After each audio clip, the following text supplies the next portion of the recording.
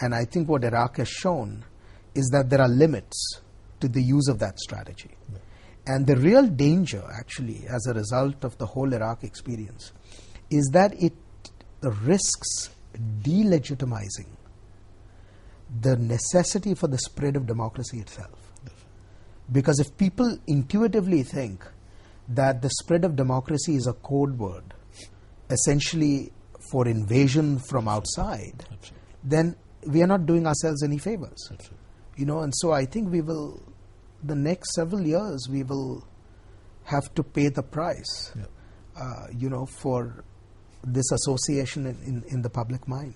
Yeah, you know, in fact, this present presidential election, run up to the presidential election, which is now the primaries which are going on. In fact, the dominant issue is Iraq. Yes. Because I think even American people want that Iraq war should end soon.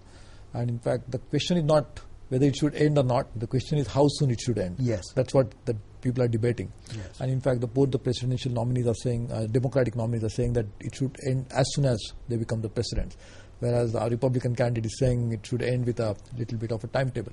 Now tell me something, if US decides to withdraw from Iraq, and it's not going to be easy like from Vietnam, it was easier to withdraw. Correct. Because there was something which they didn't have to bother about. But Correct. here it's not going to be that easy. Yes. So you think withdrawal it will create more problems or will solve the problem?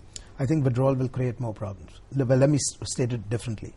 I think a premature withdrawal would create very serious problems. The United States has to withdraw from Iraq. There's no question. We cannot stay there forever. Iraq is not going to become, you know, the 51st state of the American Union. So at some point we will have to leave. The question is, do you leave under circumstances where the situation still remains fundamentally unsettled? Or do you stay the course, pay the price, because these are your actions that brought this about? So pay the price and leave Iraq only when a certain fundamental stability has been restored. Excuse me. Those are the choices that I think will face the next president. Yeah.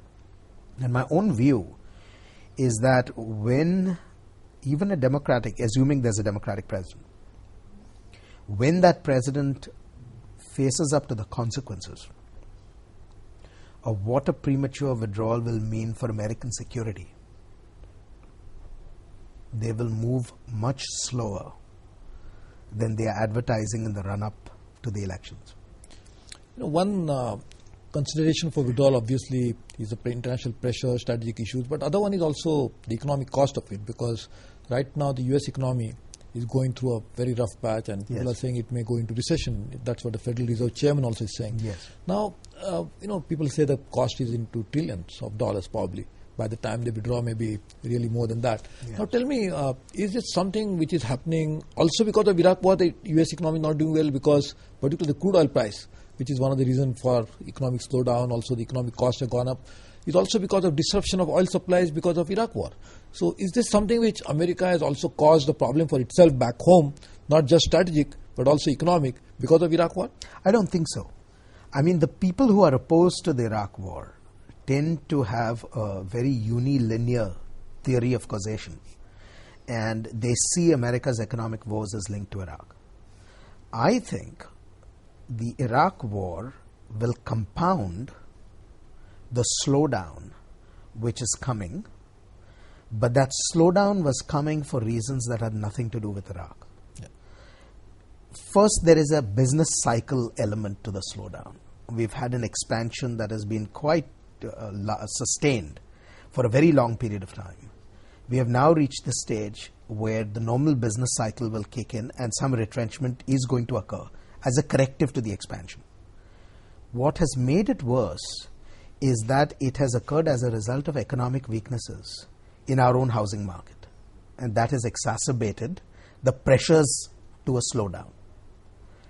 The question of rising oil prices, I think, have very little to do with the Iraq war, except to the degree that the price increase has a certain amount of risk premium in it because of unsettled conditions.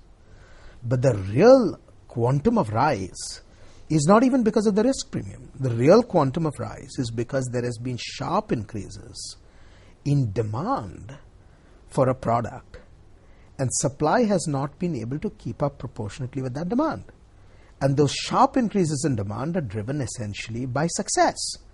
The success of India and the success of China as major growing economies. Demands increase. Absolutely.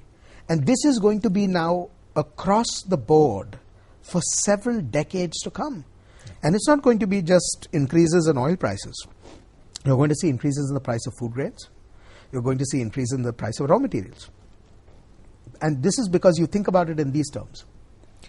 Until 1990, you basically had two large economies that were growing relatively slowly.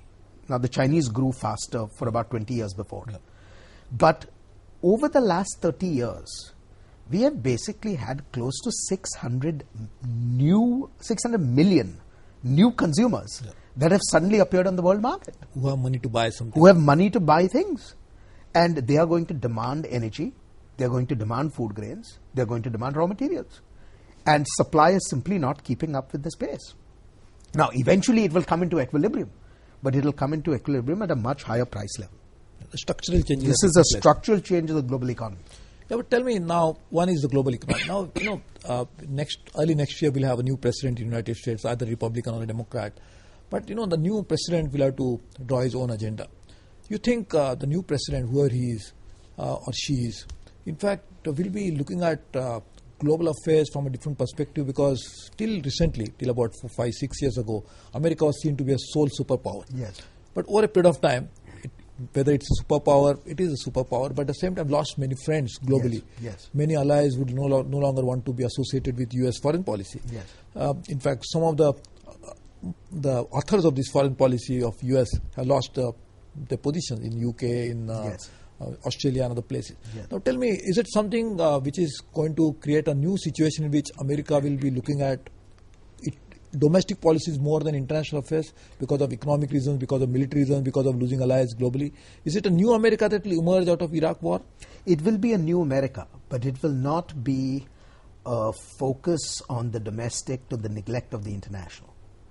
Because people often find it difficult to appreciate this. But America's high standards of living, its relatively robust economic performance, are ultimately linked with its global leadership. It is global leadership that has sustained what is the open trading regime, which is the secret of America's prosperity. In fact, the secret of our overconsumption is the global trading regime, where we rely on the resources of others to finance our overconsumption. Yes. If our leadership disappears, that global trading regime will also disappear. And so for American policymakers, the choice can never be an either or. So what does it mean to say that you will have a new America? I think what you are going to see is an America that will refocus on two fundamental things. First, it will start looking long and hard at what is required to restore the domestic foundations of American power. People have begun to recognize that our savings rates are abysmal. Absolutely. Our overconsumption is too conspicuous. Yeah. Our capacity to innovate will start dropping if we do not address very important flaws in our educational system. So, looking at what it takes to rebuild the foundations of American greatness will be a very important job for the next administration. But there is a second correlative job, and that is we have to rebuild America's legitimacy in the world. And the secret to doing that, in my judgment, is going back to building genuine partnerships. The era where the United States can afford to pursue unilateralist policies will very quickly come to an end if you have more Iraqs. Yeah. And I think people are beginning to recognize that this is not an experience that we want to repeat.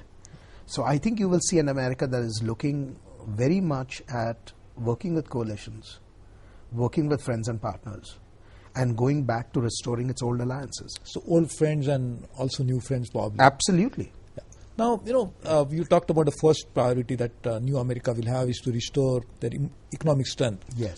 Now, to revive in U.S. economy, now we really look at some global trends. Yes. For example, the Chinese currency is not appreciating at all, despite the fact that China has more than $1 trillion reserves. Yes. So, if U.S. wants to really address the domestic problems of reducing consumption, etc., we'll have to make sure Yes. that the Chinese imports Yes. are really priced at an appropriate price. Yes. And that means they will have to appropriately price the currency of Yes. China. Yes. This will also create one set of tensions. Correct. The second set of tensions will come from the second largest economy of the world and the best ally of U.S., Japan. Yes. In fact, which is buying huge treasury bills Yes. from the trillions of yen, the trillions of yen that they have Yes. in the foreign exchange reserve. Yes. So, you think addressing domestic economic problem will create some international tensions arising out of that, which may also have some implications on global diplomacy in the years to come?